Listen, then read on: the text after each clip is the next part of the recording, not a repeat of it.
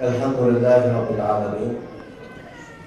Vessalatu vesselamu ala Resulih emin ve ala alihi ve ashabihi ecma'in. Davetimiz cevap kılıp teşrif kılıkları için hem böylece Allah'a rahmet ediniz. Allah razı olsun. Allah subhanahu ve teala Kur'an-ı Kerim'de Euzubillahimineşşeytanirracim Bismillahirrahmanirrahim.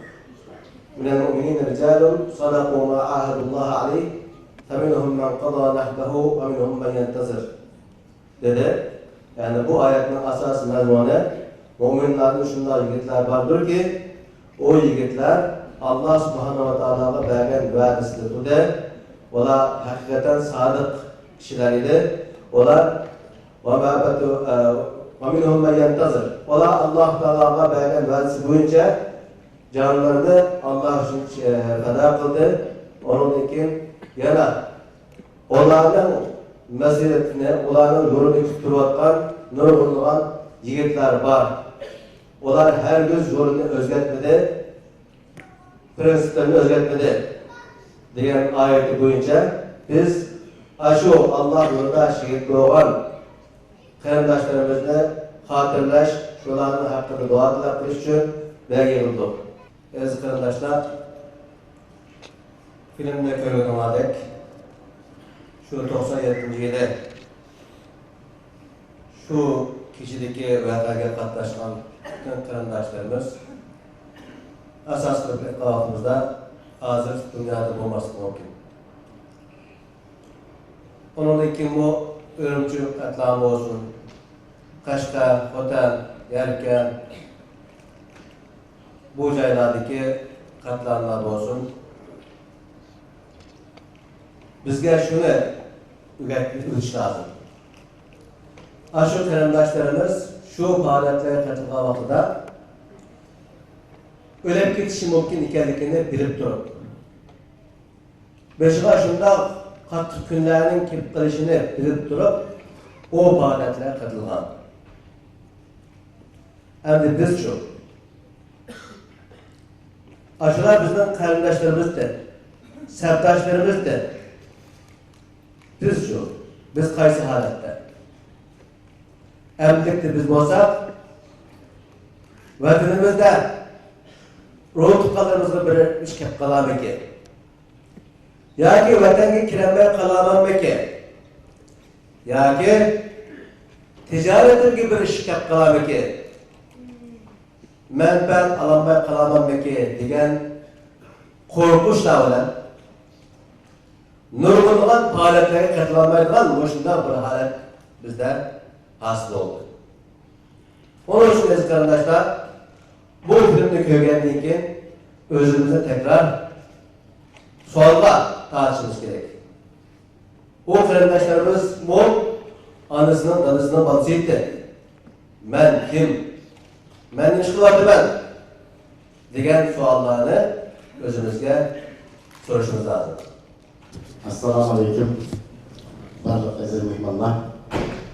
Bugün vatançıda şehit olan karindaşlarımızı, şehitlerimizin yad etiş ve ulanınki yolda meneş için bir arada topladığımız yalnızla Şarkı Türkistan'da kurban doğan, Şarkı Türkistan'da şehit doğan karindaşlarımız emas belki Şarkı Türkistan için muhacerete çıkıp muhacerete Şarkı Türkistan için mücadele kılıp Mişya'da şu yolda cennete kılgan karindaşlarımız için dua tekbirler kılındı. Bu günde sık oyunlardan çıkıp bir yerde bu karindaşlarımızı hatırlaş ve yaptırışıyla birlikte Şarkı Türkistan'ın unutmaslık için bir yerde onlarla hem onlarla rahmet ettiler. Bugün yana bu geçini organize olan bu geçide en yürütken bütün karindaşlarımıza rahmet ettiler. Allah razı olsun. Selam olsun Hulca, selam olsun Ürümçi, selam olsun Bal.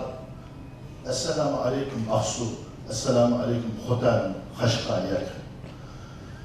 Rabbimiz inşallah bu şehadetke bağışkan karindaşlarımızdan herhalde bu hicret arkalık aramızda olan ya bu hicret yolunda Yine bu Allah'ın emanetiga erishib qolgan muqaddas amanetleriga loyiqi bilan bizlarni bu ensarlıkka eriştirsin.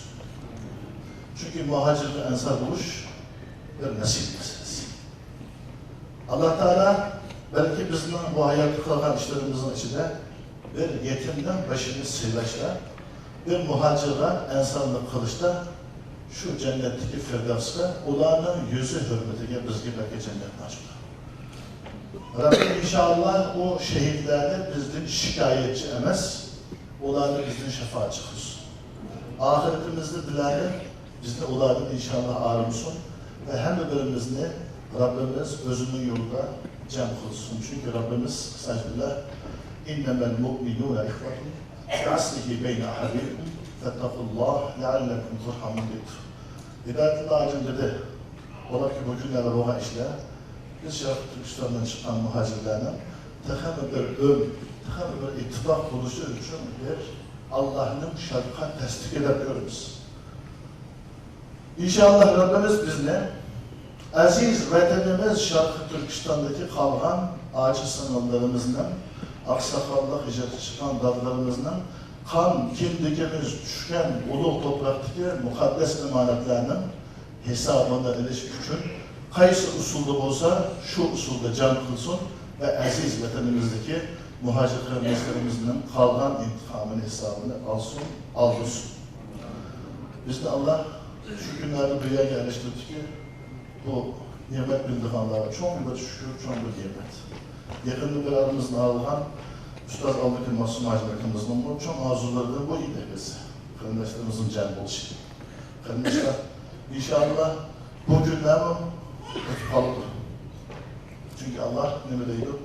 La tehsen innallâhe ma'ana.